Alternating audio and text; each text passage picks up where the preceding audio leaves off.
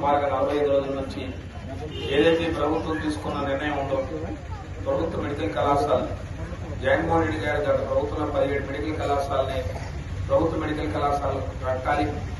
ఈ రాష్ట్రం విడిపోయిన తర్వాత ఈ రాష్ట్రం ఉన్నవి స్వతంత్రం వచ్చిన తర్వాత 11 మెడికల్ కళాశాలలు ఉంటే ఒకేసారి 17 మెడికల్ కళాశాలలు కట్టి ఆ మెడికల్ కళాశాలలో మెడికల్ విద్యతో పాటు ఉచిత వైద్యం కూడా కార్పొరేట్ వైద్యాన్ని అందించే దిశగా ఈ ప్రభుత్వం చర్య తీసుకుంటే గత ప్రభుత్వం మరి ప్రభుత్వం ప్రైవేట్ పరం చేసే దిశగా ముందుకు పోతా ఉంది. ఈ ప్రభుత్వం ఎంతసేపు కూడా ఎలాంటి కార్యక్రమం అయినా పేదల కోసం ప్రజా వైద్యం అంటే ప్రజల హక్కు. ఈ రోజు యాక్చువల్ చెప్పాలంటే ఈ రోజు మరి రాజ్యాంగ దినోత్సవం రోజు ఈరోజు బాబాసాహెబ్ అంబేద్కర్ గారికి నివాళులు అర్పించి ఈ కార్యక్రమం మొదలుపెట్టాం.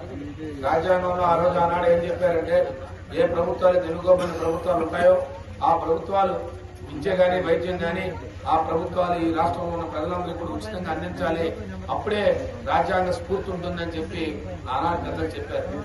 మరి గతంలో జగన్మోహన్ రెడ్డి గారి నాయకత్వంలో ఆ కార్యక్రమాన్ని చేశారు. రాజ్యాంగ స్ఫూర్తితో ప్రతి పేదవాడు గాని ఉన్నవాడు గాని ఉన్నవాడు పేదవాడు అనే ఆలోచన లేకుండా ఈ రాష్ట్రంలో ఉంటే ప్రతి పౌరుడు కూడా ఉచితంగా విద్య అందాలి, ఉచితంగా వైద్యం అందాలని చెప్పి ఆలోచన చేస్తే ఈ ప్రభుత్వాలు కేవలం వాటిని ప్రైవేట్ పరం చేసే విధంగా కేవలం మీకు ఎవరైతే ఎన్నికల్లో మీకు ఎవరైతే ధన సహాయం చేశారో వారికి వచ్చి ఈ కళాశాలను అప్పచెప్పే విధంగా ముందుకు తీసుకుపోతా ఉన్నారు. ఈ పక్క ఇప్పుడు సుమారుగా 45 రోజుల నుంచి ఈ రాష్ట్రంలో పెద్ద ఎత్తున వైఎస్ఆర్సీపీ పార్టీ జగన్మోహన్ రెడ్డి నాయకత్వంలో ఉద్యమంలా తీసుకెళ్తుంటే అన్ని వర్గాలు కలిసి వస్తున్నాయి. ఇందులో ఉద్యోగ సంఘాలు గాని ప్రజా సంఘాలు గాని విద్యార్థి సంఘాలు గాని ఒక అనేక రాజకీయ పార్టీలు కూడా కలిసి వచ్చి ఈ ప్రభుత్వం తీసుకున్న నిర్ణయం తప్పని చెప్తా ఉన్నాయి. అయినప్పటికీ కూడా ఈ ప్రభుత్వం మొండి వైఖరితో నిన్న ఎప్పుడో చూసాను చంద్రబాబు నాయుడు గారు చెప్తా ఉన్నారు, లేదు ఇది ప్రైవేట్ మెడికల్ కళాశాల అయినా ప్రభుత్వ ఆధీనంలో ఉంటుందని చెప్తున్నారు. మీరు పెట్టే పీపీపీ మోడ్లోనే ప్రైవేట్ ఉంటే ప్రభుత్వ ఆధీనం ఎందుకు ఉంటుంది? ఇంకా ప్రజలు మభ్య పెట్టే దిశగా మీరు పోతున్నారు. ఎందుకు మీరు ప్రభుత్వం ఆ కార్యక్రమాలు చేయలేరు? మీ అందరికీ తెలుసు. ఇవాళ కూడా మీకు ఎవరికైనా ఇబ్బంది వస్తే రెడ్డిపల్లి గ్రామంలో పక్కన శివార్లో విజయనగరం ప్రభుత్వ కళాశాల వైద్య కళాశాలకు వెళ్తారు, ప్రభుత్వ హాస్పిటల్కి వెళ్తారు, లేదు ఇంకా పెద్దదంటే కేజీహెచ్కి వెళ్తా ఉంటాం.